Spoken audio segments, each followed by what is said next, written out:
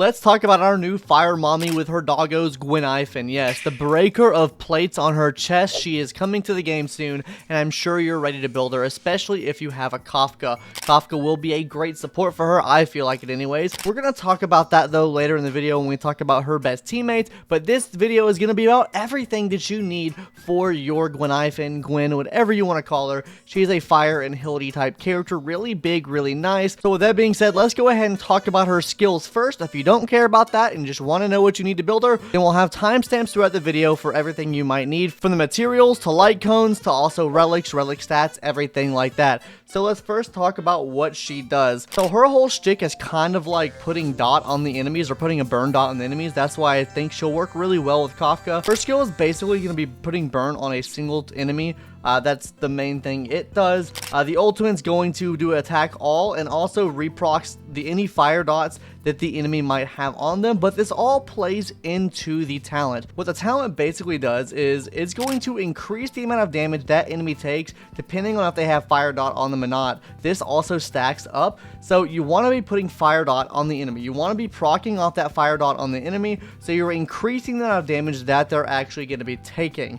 This is going to be really huge for her kit, and I think in certain circumstances she could be better than Sampo because she is just increasing the general damage that the enemy is taking. That means they'll be taking increased damage from, you know, everyone on the team's skills and abilities. On top of this, they'll also be taking increased damage from dots too. That could be really, really good if you're using on a team with Kafka. Like I said, we'll talk about that a little bit later in the video. But with this brief little skill breakdown out of the way, I'm not going to go too much in detail with it. It's pretty simple of what she does. Let's talk about everything you need to actually build her, starting off with the credits first. She's going to need 3.3 million credits to get her from level 1 to level 80, and also all of her traces leveled up. This is accounting for every single one of her traces. This means upgrading her basic attack too. So this is to completely max her out. I know most people probably aren't going to increase her attack, and that's completely fine. This whole chart breakdown here does account for everything though, taking her from level 1 to level 80. As far as the XP you're going to need 290 of the purple XP books. They don't necessarily have to be the purple books, all of them anyways, as long as they equal up to the XP amount that the purple books provide. Now, as far as the boss materials go, you're going to need 12 of the Fantilia boss materials. Man, can we please get someone else that uses boss materials from the Doomsday boss or Cocolia? I would love that. Instead of having to keep farming her, can we farm another boss? Please, MiHoYo, let us. And then for the level ascension material, she's going to need 50 of the red hot dagger things you get from the new robot boss. The same things you need for Topaz, so if you pull the Topaz, you know exactly what you need there. You need 50 of those. Now, talking about her traces and abilities, you're going to need 105 of the big and Hildy trace materials, 54 of the medium ones, and 12 of the small ones. As far as what you need for her small trace materials, or the easy to get ones, 54 of the big cubes that kind of turn into like spheres, 55 of the medium ones, and 40 of the small ones. This is going to be everything that you need to build your Gwyn from level 1 to level 80, so get to grinding now if you don't have this, and if you plan on pulling for Topaz as well. So like I said before, we're going to talk about who her best teammates are, and who I think to be her best teammates are Kafka, Asta, and Hook. Anyone that can reproc dots off, aka Kafka. She plays a huge role into doing dots. Asta, because she increases the amount of fire damage that you can do, also increases speed as well, meaning you're able to reproc her talent even more. And then finally Hook, because you know Hook procs fire damage on the enemies, and when you have her on the team that's also proccing fire on the enemies, you can get increased damage with the Hook. They play really nicely together. And these are just some examples of some people that work well with her. You don't necessarily have to run her with any other fire unit, right? You can run her really on any team that she's able to proc off dots and increase damage on the enemy. Now, I won't say she's as versatile as someone like Pela, right? But she does offer pretty good value, especially as far as like targeting like a certain boss to increase the amount of damage you're going to be doing to that certain boss. And if you've made it this far in the video, maybe you should consider subscribing to the channel, because you've watched this far, so maybe you like what you see. It would help out the channel a lot, and we're trying to push that 10% of people that are subscribed up to maybe 20%, or just a higher number in general. So it would help out a lot if you could subscribe. And now let's go ahead and talk about her best in slot relics now. Now, her whole shtick is like dots, really. Like, that's the main thing she's going to be doing. So running a 4-piece of the Musketeer is really not bad at all, because this is going to be increasing her attack, which inherently increases the dots she's able to do. On top of this, is going to be increasing her speed as well. So I think a 4-piece of the Musketeer could work out wonders for her. Also, 4-piece of the Lava set as well. This is going to be just increasing her fire damage, which also increases her dot damage as well. Really, anything to increase that dot damage. Both of these sets work perfectly fine. Musketeer is easier to get in my opinion, so I mean, that could work perfectly fine on her. You could also run a mix set between 2-piece Musket, 2-piece Lava. That's really just up to you. I would say that she is pretty easy to build. We're going to talk about substats and main sets here in a second. That's also not bad to get either. But let's talk about planar sets really quick. Her best planar sets are going to be Space Sealing Station.